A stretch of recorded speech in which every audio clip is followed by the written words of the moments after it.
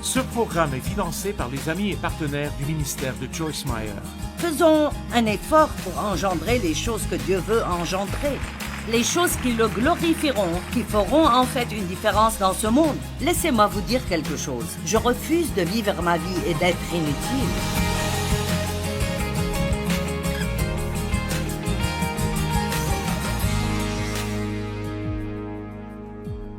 La foi fait le premier pas avant de savoir ce que le suivant sera. Si vous attendez d'avoir un plan complet pour votre vie, alors vous êtes sur le mauvais plan, parce que ce n'est pas comme ça que Dieu travaille. Il vous le donne un pas à la fois.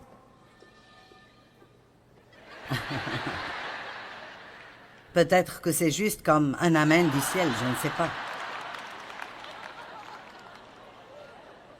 Acceptez la possibilité d'avoir tort pour savoir si vous avez raison. Si vous n'êtes pas prêt à avoir tort, alors vous n'avancerez jamais avec Dieu. Parce que vous devez marcher dans cette foi aveugle en croyant ce que Dieu a mis sur votre cœur. Et il y a toujours cette peur, et si j'ai tort, et si j'ai tort. J'espère que nous avons établi que ce n'est pas la fin du monde. Si vous avez pris une mauvaise décision, ça ne veut pas dire que vous êtes mauvais. Ça veut dire que vous tâtonnez et vous essayez de découvrir ce que Dieu veut que vous fassiez. Et je pense que Dieu apprécie ce genre de courage. Quiconque croit qu'il peut toujours faire ce qu'il a toujours fait est insensé. Parce qu'il y a toujours quelque chose qui change dans nos vies. Notre but devrait être d'être guidé par le Saint-Esprit. Ça devrait être le but numéro 1 de tout croyant, d'être dirigé et guidé par le Saint-Esprit, de plaire à Dieu plutôt qu'aux hommes. Amen. Et la vie dirigée par l'Esprit est une vie pleine d'aventures. Maintenant, Dieu nous donne tous des dons. Chacun d'entre nous a un genre de don, de talent, que Dieu nous a donné. Nous ne sommes pas tous l'un comme l'autre, et nous devons faire très très attention de ne pas laisser ce petit monstre vert de la jalousie se mettre sur notre chemin et commencer à nous faire vouloir ce que quelqu'un d'autre a. Parce que si vous voulez quelque chose que quelqu'un d'autre a assez longtemps et assez fort, vous allez finir par le mépriser. Et Dieu veut que nous nous aimions l'un l'autre. Notre corps fonctionne dans l'unité. Mes mains aident mes pieds à se chausser.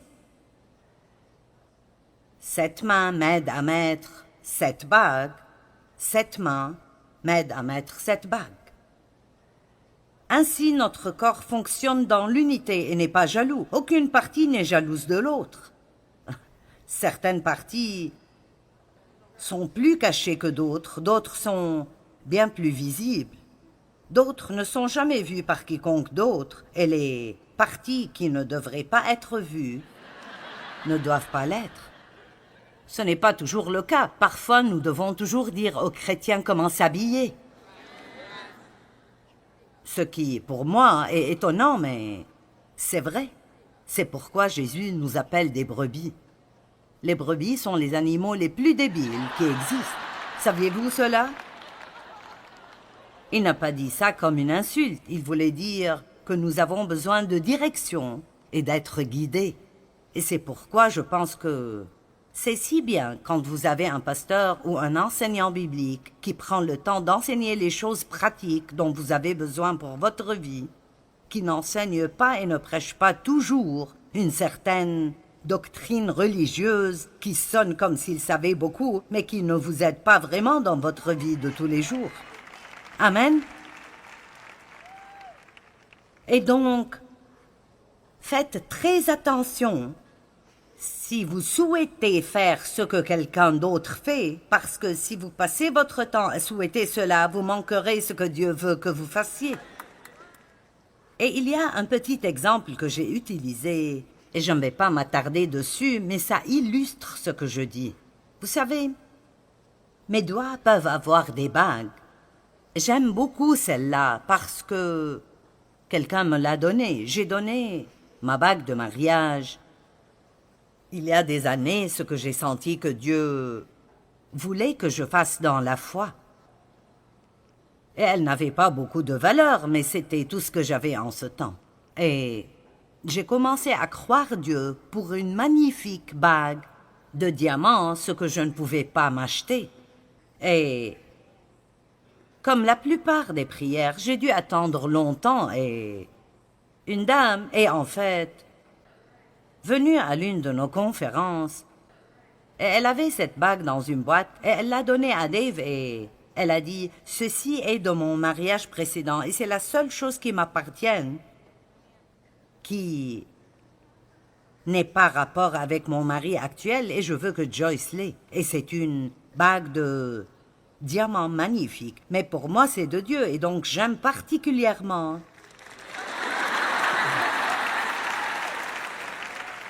Maintenant, quand j'ai reçu cette bague, je ne voulais pas la porter parce que je ne voulais que personne ne me juge.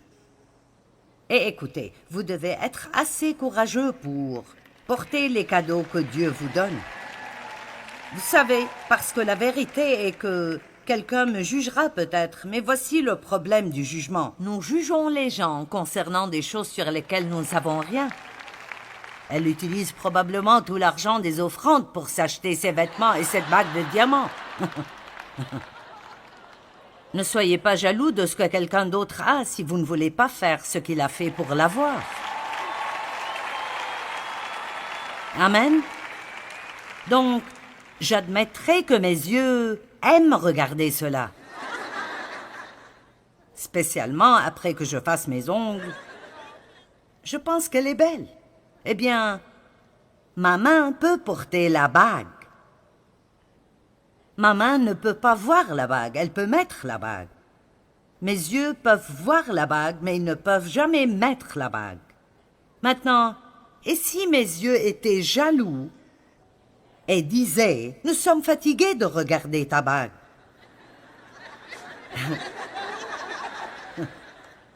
Et si Dieu ne me donne pas une bague, alors je ne pense pas que Dieu m'aime autant qu'il aime les doigts. Allez maintenant, c'est comme ça que nous sommes, vous savez. Et donc, parfois nous nous demandons pourquoi Dieu ne nous donne pas ce qu'on veut. Eh bien, parce que parfois nous prions pour des choses qui sont illogiques. Nous ne pourrions pas nous en occuper si Dieu nous les donnait. Vous devez vous rappeler que quand Dieu donne une capacité à quelqu'un, il lui donne aussi la grâce de l'utiliser. Et donc, si Dieu répondait à la prière des yeux et disait « Oh, je ne veux pas que tu te sentes mal, alors je vais te donner une bague aussi. » Donc, nous l'avons maintenant.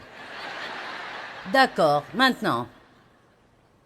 Voilà, je ne peux pas faire ceci longtemps. Voici l'essentiel.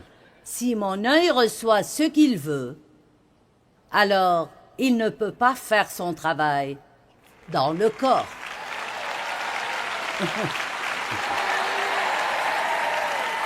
Allez.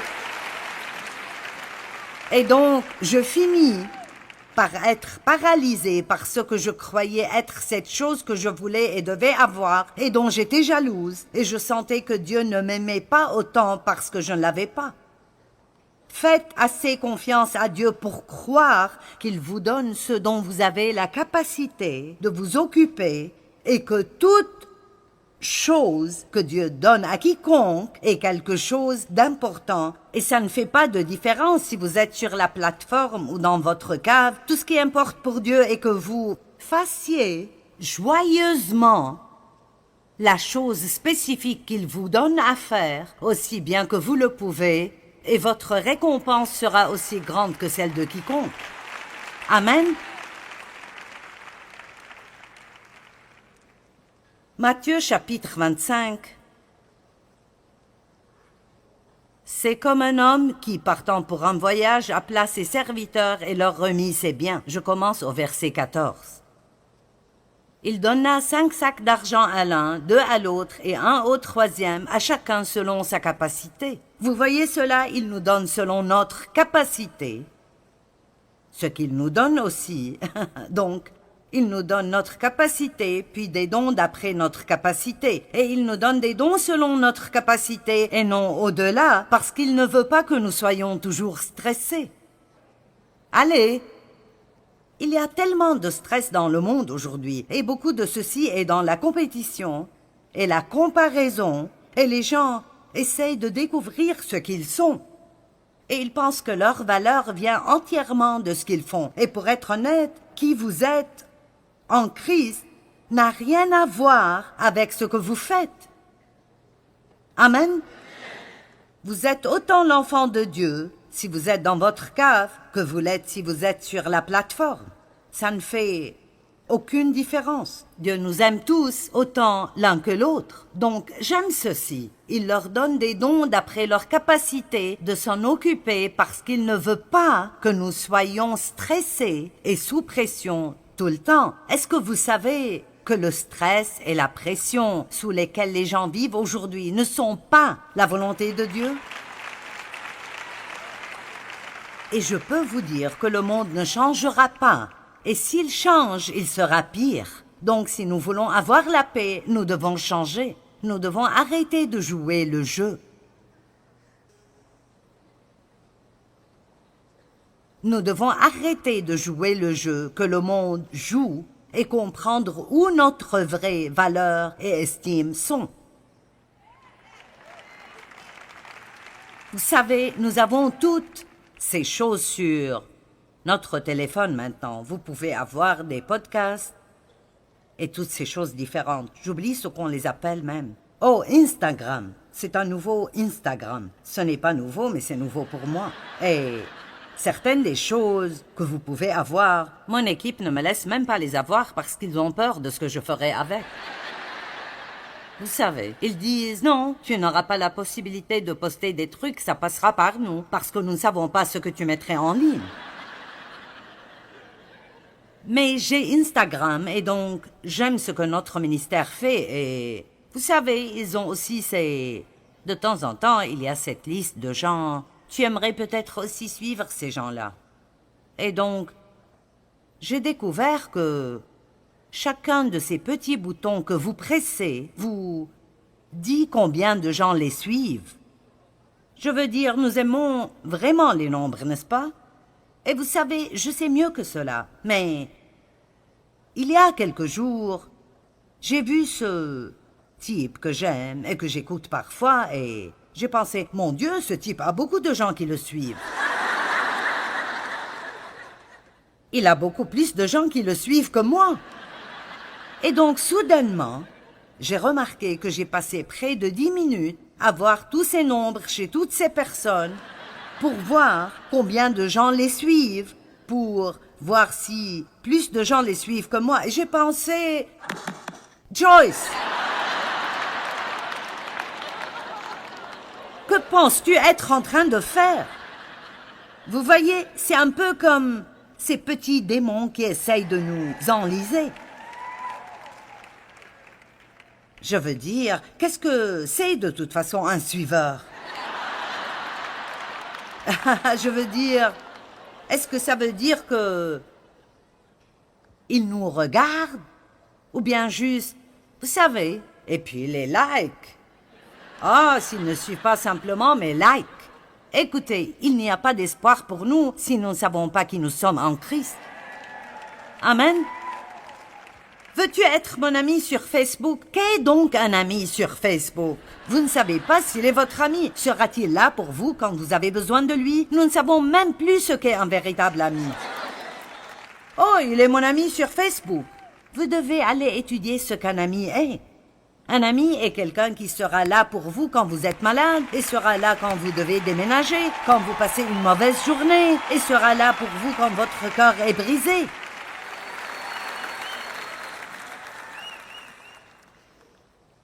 Donc, arrêtons juste toutes les comparaisons et toute la jalousie. Je veux dire, si vous êtes pris par cela, et j'ai été si enlisé à un moment dans ma vie, au lieu de toutes ces sottises, faisons un effort pour engendrer les choses que Dieu veut engendrer. Les choses qui le glorifieront, qui feront en fait une différence dans ce monde. Laissez-moi vous dire quelque chose. Je refuse de vivre ma vie et d'être inutile. Et je refuse de vivre ma vie sans rien faire d'autre que de prendre, d'être égoïste et égocentrique et de passer ma vie à essayer d'être béni. Et nous devrions nous oublier et être une bénédiction pour quelqu'un d'autre chaque jour. Amen. Donc, il donna 5 talents à l'un, 2 à l'autre et 1 au troisième, à chacun selon sa capacité, puis il partit. Celui qui avait reçu les 5 s'en alla immédiatement. J'aime ceci. Arrêtons de perdre du temps.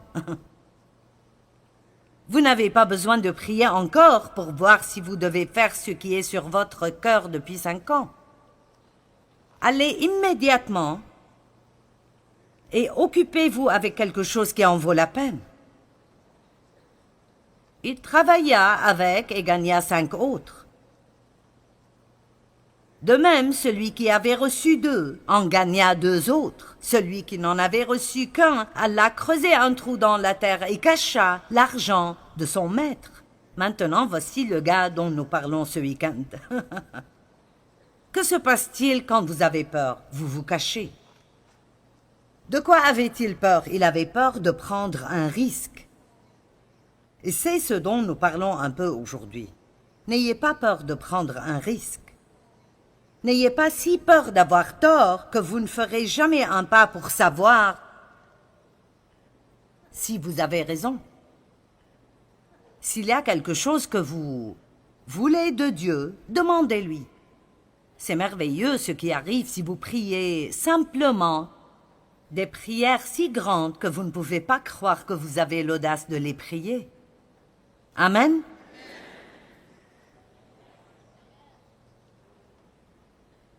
Il cacha l'argent de son maître. Longtemps après, le maître de ses serviteurs revint et leur fit rendre des comptes. Vous voyez cela, ils ont dû rendre des comptes. Maintenant, quand Jésus reviendra, nous rendrons tous des comptes, la Bible dit. Maintenant, si vous êtes un vrai croyant en Jésus-Christ et vous l'avez reçu comme votre sauveur, vous ne serez pas jugé concernant le salut. Il y a des écritures, je n'ai pas le temps d'y aller dans 1 Corinthiens, mais elle dit simplement que nous passerons tous par le feu. Quand je pense à ce jour, ça m'enthousiasme. Et j'ai une peur révérentielle. Et il dit que ce que nous aurons fait avec de bonnes motivations, qui sont de l'or pur, nous serons récompensés pour cela. Mais les choses qui sont faites de bois, de paille, ou en d'autres termes, les choses que nous avons faites avec de mauvaises motivations, ou pour être vues, ou pour la popularité, ou quoi que ce soit, la Bible dit que ces choses seront toutes brûlées par le feu. Et nous perdrons notre récompense, bien que la personne elle-même sera sauvée comme par le feu. Donc le salut n'est pas basé sur nos bonnes actions, il est basé sur notre foi en Jésus-Christ. Mais ne vous y trompez pas, la Bible dit très clairement qu'il y aura des récompenses ou une perte de récompense pour les œuvres que nous faisons alors que nous sommes ici sur terre. Vous me suivez? Mais est-ce que vous me comprenez? Jésus va revenir.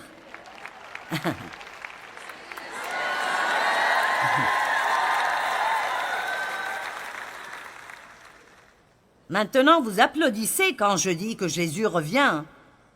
Mais vous devriez vous assurer que vous vivez d'une façon maintenant qui vous fera applaudir quand le jour viendra. Mais allez, soyons sérieux à ce propos. Amen. Et donc, faites toutes les bonnes œuvres que vous pourriez faire, mais faites-les pour les bonnes raisons. Vous ne devez pas essayer de faire de bonnes actions pour que Dieu vous aime. Il vous aime déjà. En titre de fait, je vous dirai quelque chose, et c'est la vérité. Dieu ne vous aimera jamais, jamais plus qu'il ne vous aime maintenant en ce moment, quoi que vous fassiez. Pour certains, ceci est déprimant. Eh bien, s'ils ne m'aiment pas plus quoi que je fasse, alors pourquoi me fatiguer à essayer de faire ce qui est juste? Parce que nous faisons ce qui est juste, parce que nous l'aimons, pas pour qu'il nous aime plus. Allez, avez-vous entendu cela?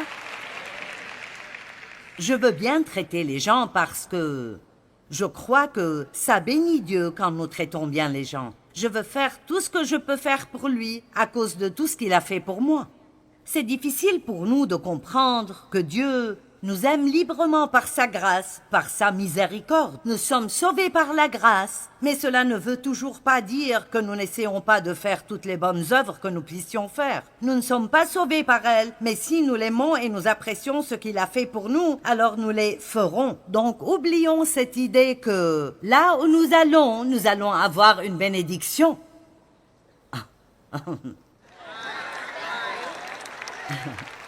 Nous avons besoin d'un changement complet dans notre façon de penser et où que nous allions, nous devons aller pour être une bénédiction. Vous m'entendez? Nous devons aller pour être une bénédiction et non pour recevoir notre bénédiction. Et si vous fixez votre pensée sur le fait d'être une bénédiction, alors Dieu vous bénira aussi. Allez!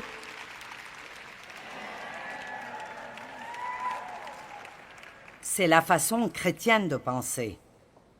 Amen. Et si nous ne faisons pas cela, alors nous ne sommes pas différents du reste du monde.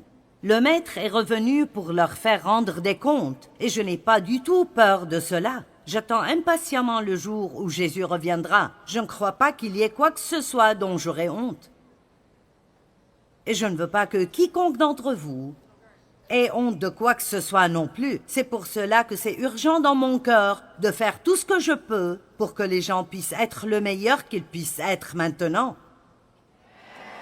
Vous me comprenez? Toute personne ici peut prendre une décision aujourd'hui d'être un peu meilleure. Et ce que vous faites en public, quand vous pouvez être vu, n'importe pas plus que ce que vous faites derrière les portes fermées, quand personne ne regarde, parce que c'est le vrai vous. Amen.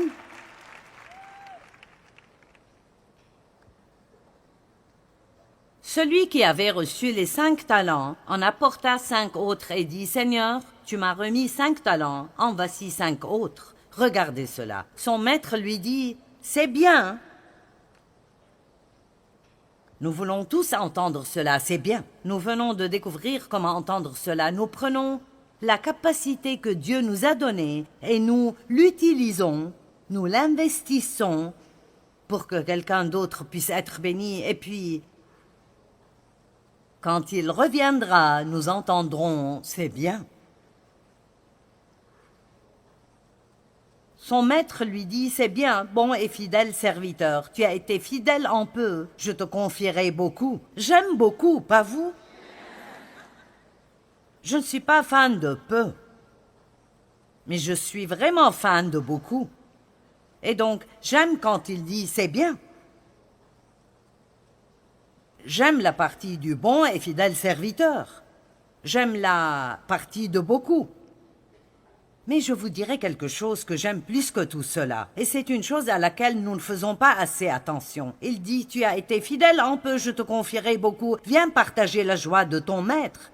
C'est ce que nous voulons. Juste là, laissez-moi vous demander, qu'est-ce que quiconque d'entre nous veut vraiment d'autre que d'être heureux? N'est-ce pas vraiment ce que vous voulez? Juste être heureux? Peu importe ce que vous avez, si vous n'êtes pas heureux, rien n'a de la valeur.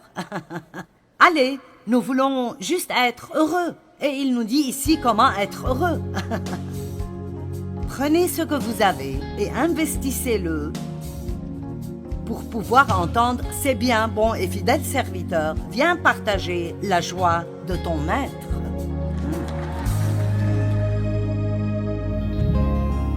Eh bien, pour pouvoir engendrer votre rêve de Dieu, vous devez rester fidèle et persévérer. Et ce ne sera pas toujours facile, mais avec Dieu, toutes choses sont possibles.